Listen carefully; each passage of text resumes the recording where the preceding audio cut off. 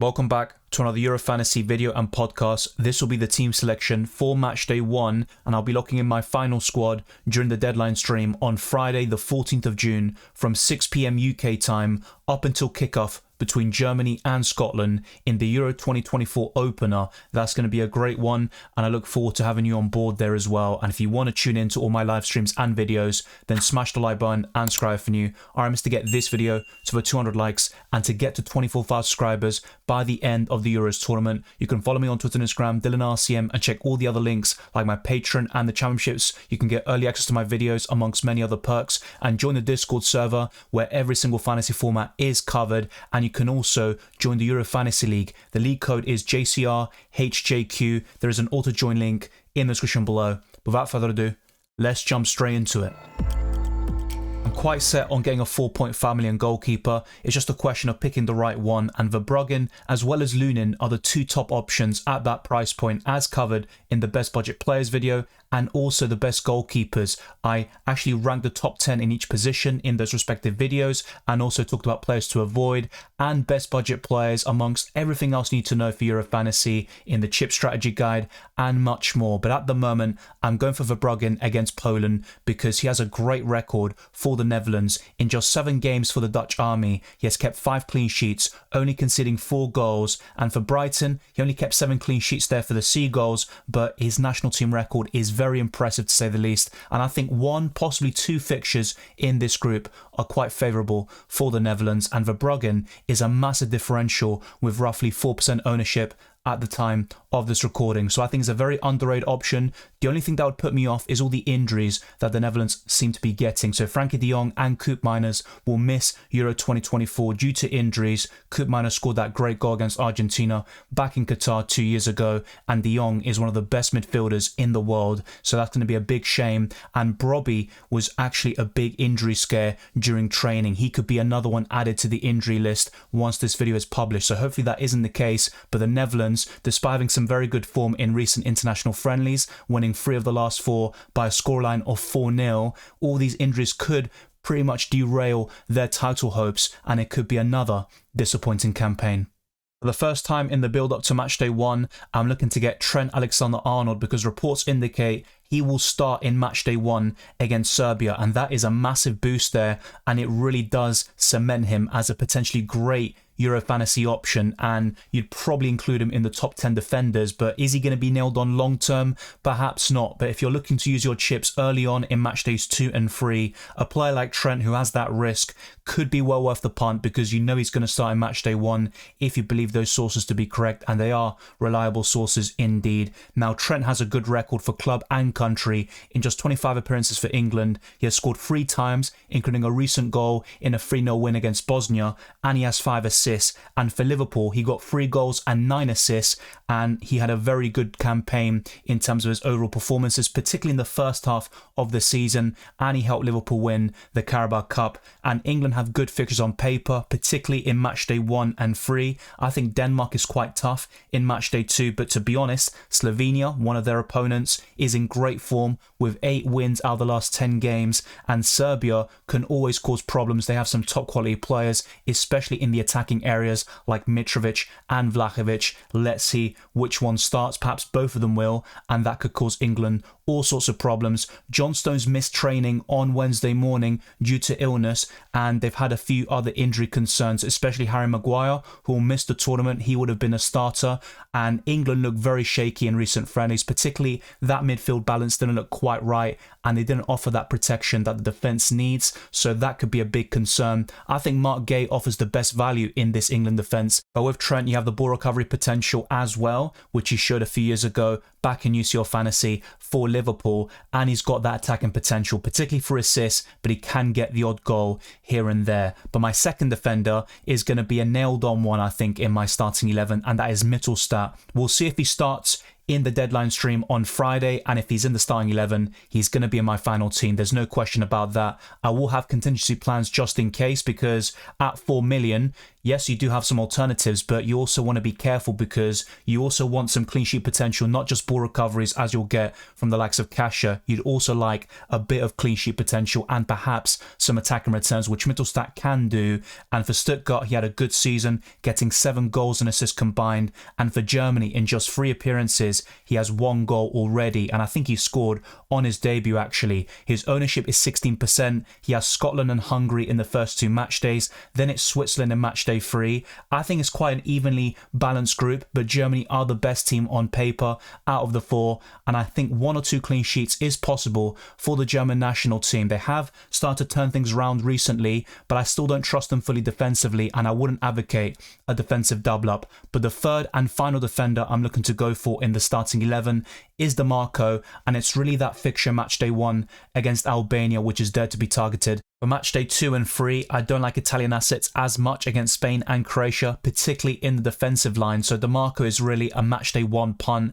And if you are looking to save chips for later in the campaign, or at least one of them, then DeMarco might not be the best option in your defensive line. But for match day 1, I have to say he's probably one of the best on paper. And for Italy, in 19 games, he has 2 goals and 2 assists. And for Inter Milan, as they lifted Serie A and the Supercoppa Italiana, DeMarco played a key role, getting 14 goal contributions from the wing-back areas. His ownership is approximately 20% and he's priced at 5 million. So he's a great option for match day 1, but not so much for the rest of the group stages.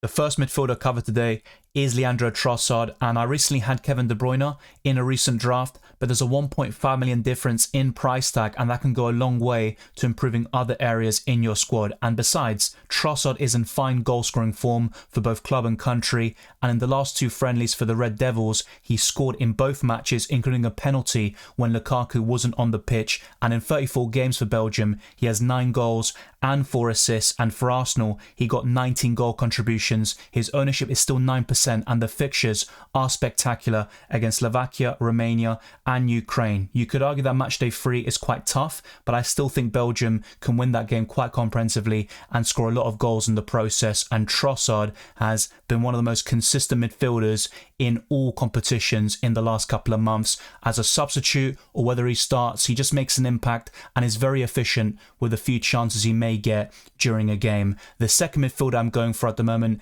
is Szoboszlai, and he's been in a lot of my recent drafts actually, but he did come off with a slight injury concern against Israel. I don't think it's anything too serious, but he was subbed off before 60 minutes and Hungary were already 3-0 up by that stage. He has 12 goals and 5 assists for Hungary in 42 appearances. His ownership is 16%, and for Liverpool, he got 11 goals and assists combined, and he's only priced at 7 million, and he faces Switzerland in match day 1, then it's Germany in match day 2, but I would argue match day 3 is the best fixture of the lot against Scotland. So you could argue that on a limitless or wildcard in match day 3, Szoboszlai is one of the very best options for that specific match day, but I still like him for match day 1 to kick things off. But I do recognise and concede that Switzerland and Germany are quite tough fixtures on the face of it. Now the third midfielder is not going to be nailed on by any stretch of the imagination, and that's Xherdan Shaqiri, who has a great record for Switzerland, but a recent quote by the Switzerland manager puts a lot of doubts in my mind about Shaqiri as a Euro fantasy option, especially beyond match day 1.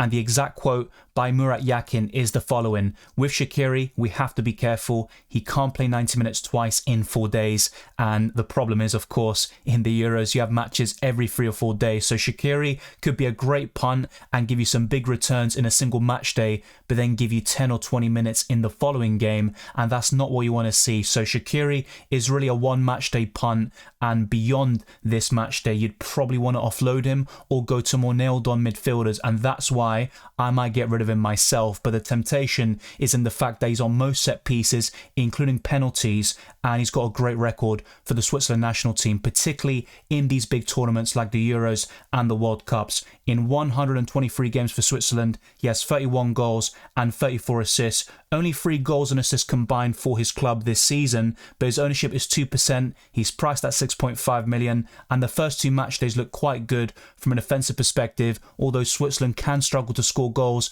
and create opportunities from time to time. But Shaqiri has that X factor and he has those magic moments in him. There's no denying that. It's just a shame he can't play 90 minutes every 3 or 4 days. The final midfielder though is Jorginho, who is nailed on, but he is 5 million and he's not really the best goal scorer in the world. A lot of his returns will be from penalties or ball recoveries. So he's really that facilitator in this position to enable you to go for an expensive front three and also some really good players in other positions. And you might be thinking, what is this midfield? But the best midfielder I have is on my bench, and the way Euro Fantasy works is that you want to put those playing later in the match day on your bench and bring them on for your lowest scoring players once they have played and you see who is blanking, and you want to optimize your points or your chances of getting them. So check out my how to play guide to see the best way of setting up your team and how to play Euro Fantasy in terms of the captaincy, where we can have different options within a match day. And in match day 1, it's going to be 5 shots at the captaincy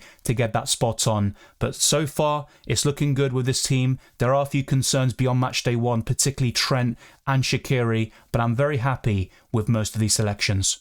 There are several fixtures to target, and one of them is Belgium versus Slovakia, and I think Lukaku is arguably the best Belgium option, period, even over Kevin De Bruyne. For the Red Devils, he has an incredible record with 85 goals and 17 assists in 115 matches, and for Roma, he got 25 goal contributions. His ownership is 13%, so I think he could be an explosive differential, and 13% isn't really the biggest differential you'll ever see, but when you compare his ownership to Mbappe, who is owned by almost 80% of the game, or Harry Kane, when almost half of all Euro Fantasy managers have him, I think Lukaku can be that game changer, especially in the group stages with that very favourable group against Slovakia, Romania and Ukraine. And the fact he's priced at 9 million, I'd be tempted to say he's probably the best value forward in the game if he can get his shooting boots on in this tournament, because in Qatar he was very disappointing and missed some big chances, particularly against Croatia, which cost Belgium qualification to the round of 16.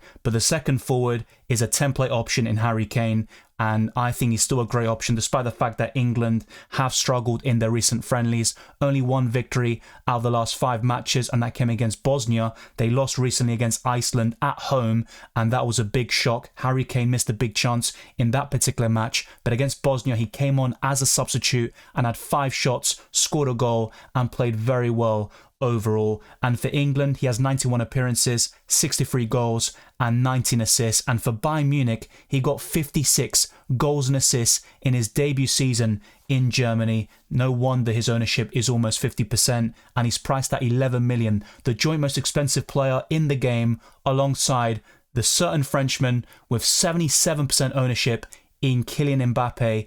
And what more can we say about this guy? The only kind of doubt you would have is that he hasn't done it yet in the Euros, but only 4 matches, a very small sample size. He missed that crucial penalty against Switzerland, and I think you'll have a lot of motivation to win this tournament. It will be the first time he's the captain of the French national team, and apparently certain sources are saying that Didier Deschamps will build this team around Mbappe for the first time, particularly in a Euros tournament. And I'm just thinking, well, isn't that what was happening in Qatar and also recent international tournaments? But there you go. Mbappe is the star man of this French national team, and I think he's going to have a great tournament here and score his first Euros goal in match day 1, which is against Austria, who are in good form, but France are still the heavy favourites in this game. And Mbappe has 47 goals and 33 assists in just 79 appearances for the French national team. And for Paris Saint-Germain, he got 54 goals and assists combined, and he's priced at 11 million, and his ownership is absolutely ridiculous, to say the least. You can go without Mbappe and do very well. There are some great options and alternatives,